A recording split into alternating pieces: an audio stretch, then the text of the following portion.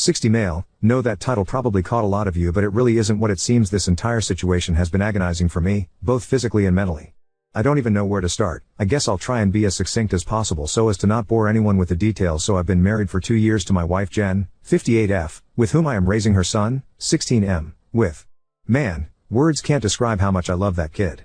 I treat him fully as my own. He's such a nice boy, and I'm proud to say he gets on with me very well. I also have 2 children from a previous marriage, 30M and 27F, from my now ex-wife, 60F. Long story short, I've cut my bio son, 30M, and daughter, 27F, out of my will. They are to inherit nothing. I run a rather successful business and own a few houses which are worth a lot. I had always intended to pass that on to them. The business to my son and the houses split between my son and daughter. I know it's a bit morbid, because there's nothing really wrong with me health-wise, but I've always been open with that to them. To be honest, they both had a spoiled upbringing, so they had a head start in life. Which is the complete opposite of how I grew up. Now if we wind the clocks back some 5 or so years ago, I was married to my now ex-wife. We had been married for 35 years. We did have our ups and downs, like any other marriage, but there was never any infidelity or anything. Well, long story short, I ended up coming home to find her in bed with another man. Of all the ways to find out your spouse is cheating on you, that was the one I did not expect. Not because of how disrespectful it was, because at that point, respect is out the window. But because of how stupid it was.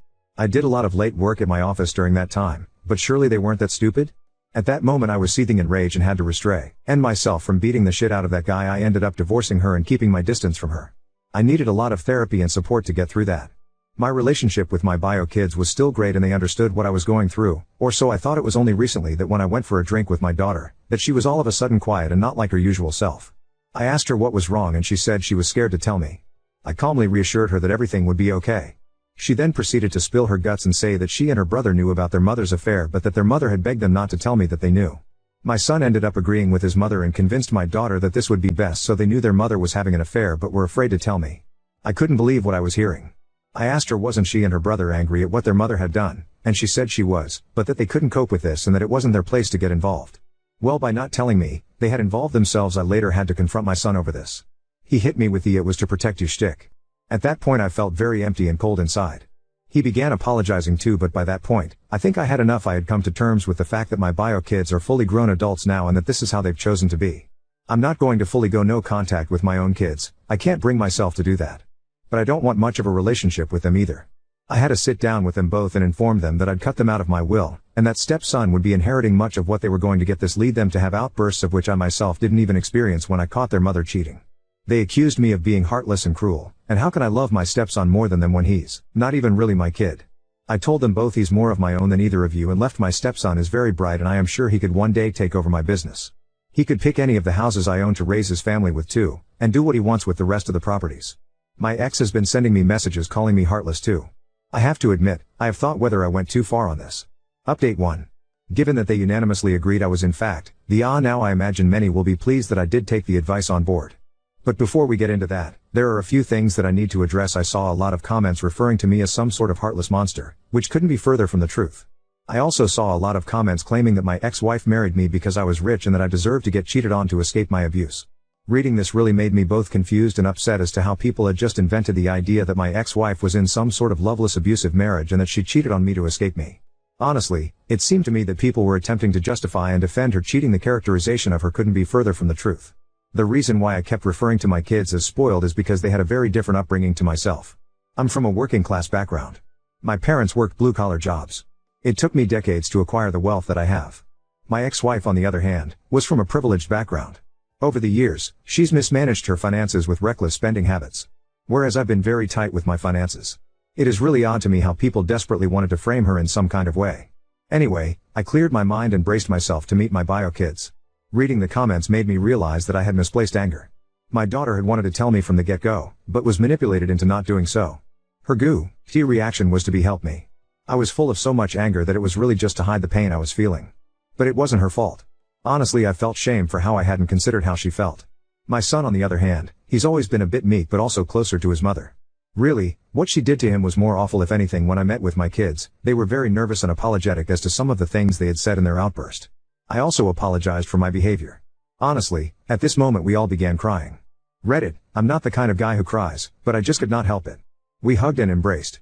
Afterward, I felt drained but in a very calm sort of way, as if a weight was beginning to lift. I told them that my plan is to now split my properties equally. So my stepson and my 2 bio kids will each have a property of their own. I will also leave a large sum to be split between my wife, stepson and bio kids. They seemed very happy with this but also very grateful. I know these days it's very hard to get a house. I feel for a lot of you kids wanting your own place. However, I did have to reaffirm that my business will go to my stepson. Now this caused a bit of a disagreement with my bio son, but I had to be no nonsense and explain it to my bio son. My bio son has always wanted to take over my business. Instead of working for me, he's been working in an adjacent industry. I feel if he had really wanted it, he would have worked for me instead. I love my son, I really do, but he's just not cut out for it. He's soft and not cutthroat.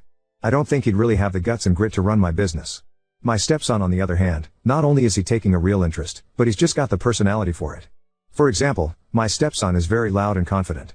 He's always talking to people. He has a bit of an ego and arrogance problem, for sure. But he is so assured of himself. Whereas my bio son, he's quiet and a bit socially anxious. I can't see him walking into a room of people and negotiating. I had to tell my bio son in simple terms, you're just not cut out for it. He didn't argue against it. I think he just accepted it. I got a lot of shit for saying that I have a lot of love for my stepson. Now that a lot of my anger has lifted, it's still there but I'm trying to be mindful of it. I would say I don't love my stepson more than my bio kids. I would say that I love him equally as much. I will get shit for this, but what is so wrong with this? Love isn't about biological relation. I love my now wife and I haven't known her much longer than I know my stepson. I met him quite early into when I first began dating my now wife. My stepson calls me dad, so I think he really loves me like he would love a biological father who raised him. His bio dad was never in the picture. The other thing is, he is just so similar to how I was at his age, a lot more than my bio son, if I may add, to all those folks who said my stepson is using me, that's just not him. I know the kid, I see myself in him. He's a good kid and he respects me now. The other major happening here is that a lot of the blame lies with my ex-wife. What she did to my kids was truly awful. I feel I misplaced a lot of anger because it would be easier to blame my kids than to revisit my anger towards my ex-wife. I wanted to tell myself that I had moved on from my anger towards her. But sometimes the best lies are the ones we tell ourselves. The truth is I hadn't, and now I had to confront this anger again. My daughter told me that for a long time, she had considered going no contact with her mother. But that she had been too scared to do it. You see, she does rely on her mother a bit for financial support. So she felt trapped. I told my daughter there and then, that I think no contact would help her and if she wants to do this, I will unequivocally support her financially. I will pay for whatever therapy or other expenses she needs. My daughter agreed to this. I expect my ex is going to try and contact me about this, but she brought this upon herself. My bio son on the other hand, he is going to remain in contact with her. Although he's expressed that he wants to limit contact with her. Which is fine with me. I'm just glad that my daughter is going to be free of her mother. My bio kids have only met my wife a handful of times. I told them I want them to spend more time at our place and more time with my stepson. I hope they can treat my stepson as they would a bio brother. They said they would be happy to spend time with him. So folks, that is all I have to update. For the most part, things worked out quite well. I did take everyone's advice on board, but I would caution people to relax when they get comfortable calling people monsters and evil. People just assumed I was some evil narcissist who abuses everyone. Nobody really took time to consider I was just hurting. But regardless of all that noise, I admit I did a lot wrong. Update 2. After the first update, I thought the hardest part was behind me. My bio kids and I had reconnected, the inheritance plans had been revised, and my stepson was solidly in my corner. But as it turns out, healing isn't a straight line, it's a chaotic mess that forces you to confront parts of yourself you thought you'd buried. First, let me talk about my bio son. After our conversation about the business, I could tell he was trying to make peace with my decision, but something still seemed off. A week later, he asked to meet me one-on-one. Over coffee, he opened up about why he hadn't worked for me all these years. He admitted he'd always felt overshadowed by me, like no matter what he did, he'd never measure up to my success.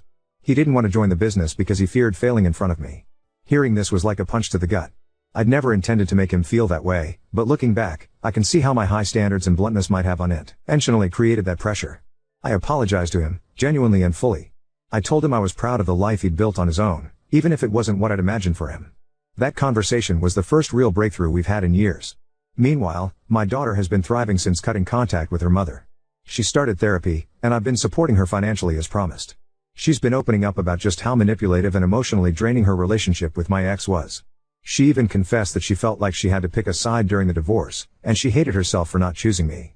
I told her there were no sides, just a lot of pain, and that I was proud of her for having the courage to move forward.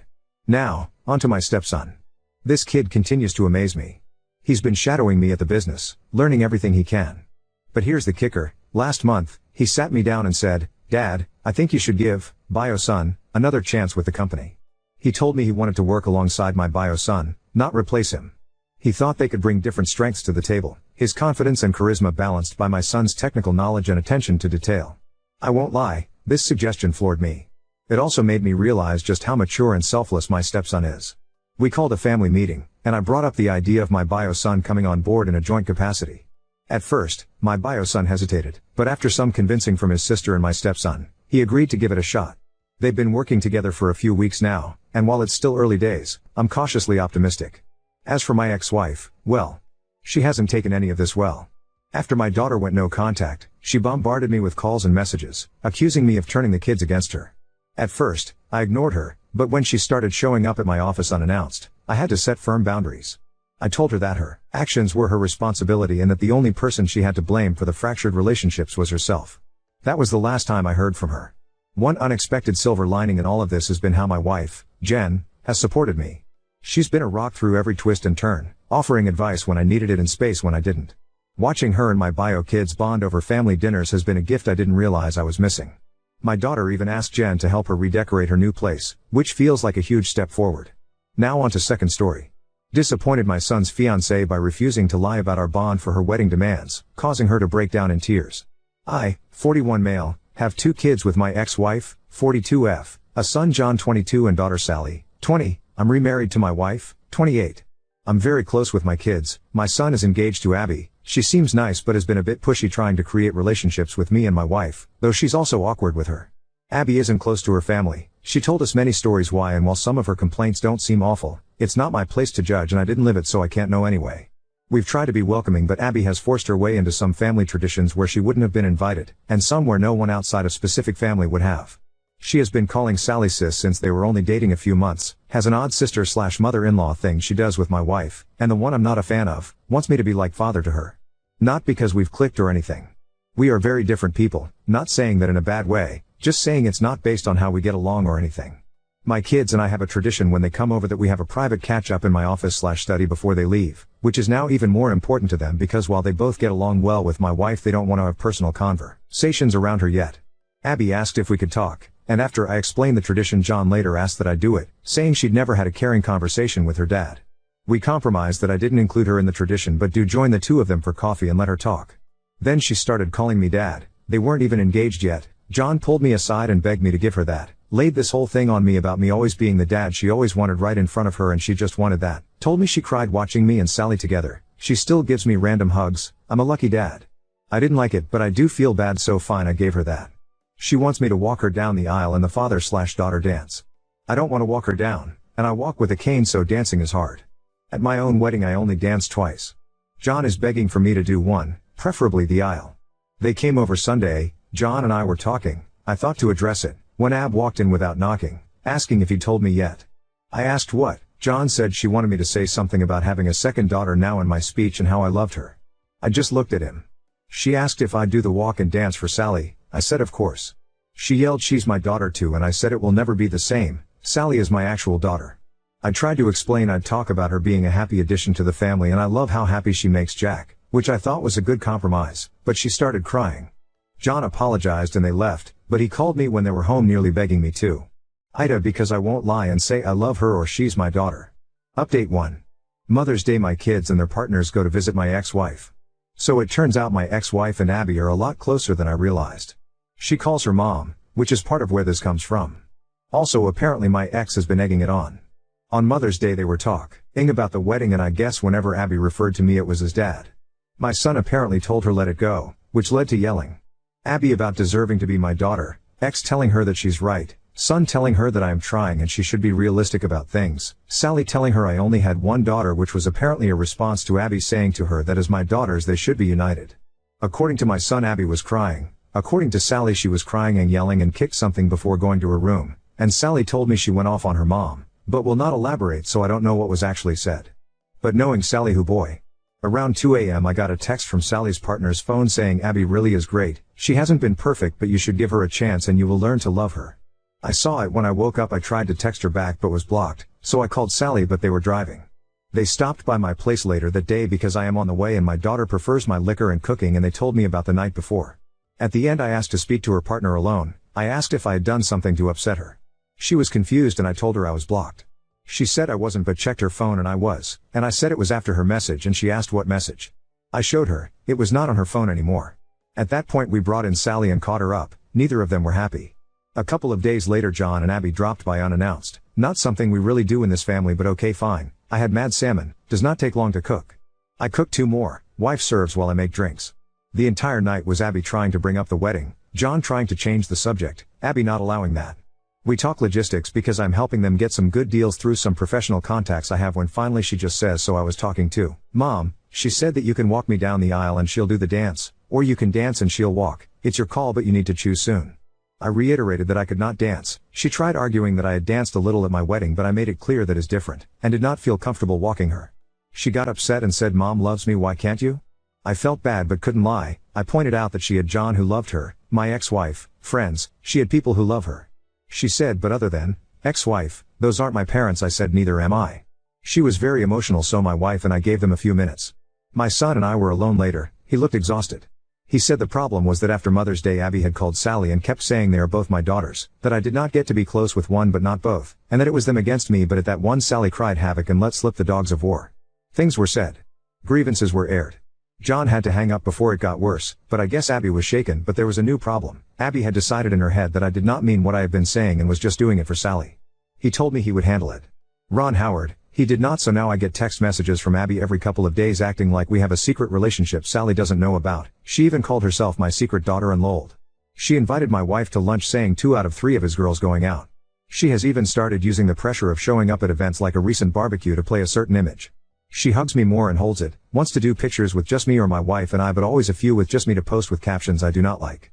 My wife is getting especially annoyed because of how she is with her. I guess Abby surprised her with Father's Day plans for me that had to be shut down. As it is, she still inserted herself into the D.A., but she has a soft spot for her and when Abby gets emotional she caves. My wife is a sweetheart. I asked him if he is upset with me and he said no, he just wished it was different. He said we're good, but he's worried he and Sally aren't, which is when I took the advice of some people and suggested premarital counseling. He said he would talk about it. Abby is insisting Sally go to her fitting. That shop should pay per view that potential Royal Rumble because Sally is not holding her feelings back anymore. I told him Sally loves him and I'll talk to her, but for now it is stressful all around. Abby driving my wife crazy with her ideas for what my girls should be doing, driving me crazy with dad-daughter content, drove Sally to the edge, and oh yeah, last night sent me an email with 3 styles of father-daughter dances and song options, so I'm not feeling any more respected or heard than before. The 6 of us have barely been in the same room in order to let things calm down since Father's Day, which was great until it was a shit show. Sorry this is so long, with all the craziness this is still the abridged version. We are supposed to meet Friday, Sally's partner and I have a bet going about how bad it will go. So onward and upward. I hope you fathers had a less dramatic day than I did, and by any chance does anyone know exactly how bad of a crime I need to commit to enter witness protection? Update 2. Oh boy, Reddit, buckle up because things have gone completely sideways. When I posted my first update, I thought we had hit peak drama, but nope, this train is careening off the tracks. We had our family meeting on Friday. By family meeting, I mean a circus where everyone brought their own brand of chaos. Sally's partner brought snacks like it was a spectator sport, and honestly, I wish I'd done the same. The meeting started semi-civilized. Abby arrived with this massive binder of wedding ideas, color-coded tabs, and even some PowerPoint slides. She said she wanted to clear the air and make plans. I thought, okay, maybe this will be productive. Fool that I am. The first 10 minutes were fine. Abby went over catering options and floral arrangements. Then she whipped out a diagram of the ceremony seating, with names meticulously placed. That's when Sally noticed something weird. My wife and I were seated behind my ex-wife and her boyfriend. Sally straight up asked, "Why are you putting Dad and his wife in the back?" Abby responded with the most condescending tone I've ever heard. "Well, Mom is more of a parent to me, so she gets priority seating." The room went dead silent except for the sound of Sally's jaw hitting the floor. Sally let out this sharp laugh and said, "So, you're relegating my dad, your supposed secret dad, to the nosebleeds? Make it make sense." Abby got defensive, saying it's about honoring the parental figures who've been there for her. I told her I wasn't offended, because, frankly, I'm too tired to be offended anymore, but Sally? Oh, Sally was livid. She turned to me and said, "If you don't stand up for yourself, I will." I tried to calm her down, but Abby cut in with, "This isn't about you, Sally. It's about me and my day." Big mistake. Huge. Sally absolutely snapped. She stood up and said, No, Abby, it's always about you. You've hijacked every family moment since you got here. You're not a second daughter, you're a tornado with a tiara, and I'm done pretending otherwise. Then she stormed out. Abby burst into tears. John tried to follow Sally, and my wife, bless her, just sat there quietly sipping her tea like she was watching a reality show. After everyone scattered, John stayed back to talk. He said Sally's outburst was unnecessary and accused me of encouraging her attitude by playing favorites. I told him I'd been bending over backward to make Abby feel welcome, but there's a limit to what I can do. He asked why I can't just give her this. I asked, and then what? I keep giving her this for the rest of my life while she bulldozes everyone else in the process? He didn't have an answer. Saturday morning, Sally called me. She said she wasn't going to the fitting. When I asked why, she said, because Abby wants me there so she can play dress-up family with me and Mom, and I'm not doing it. She added, tell John the first love him, but if he doesn't grow a spine soon, I'm out. I tried to mediate, but Sally wasn't budging. Later that day, Abby texted me saying, I'll make sure the fitting is fun for Sally. She just needs to see how good it'll feel to be sisters. I didn't respond. The email bombshell last night, I got an email from Abby with the subject line, wedding updates and new dad/daughter song ideas. Inside, she included a detailed breakdown of potential speeches for me to give at the wedding. One of them literally started with, I'm so proud to have not one, but 2 daughters. I forwarded it to Sally. Her reply? Burn it. With fire. John is upset with everyone. Sally is refusing to engage unless Abby changes her behavior. My wife is one step away from hiding under the bed when Abby comes over. And me? I'm just trying to make it through this without needing a drink stronger than whiskey. I suggested, once again, premarital counseling for John and Abby. He finally agreed, though Abby's response was, we don't need counseling. We need everyone to support us. Sally's partner called it the Titanic of engagements, and I'm starting to think they're right. If this wedding actually happens, it'll be a miracle. If I make it to the other side with my sanity intact, it'll be another miracle. And if Abby sends me one more email about song choices, I might finally understand why my ancestors invented Scotch.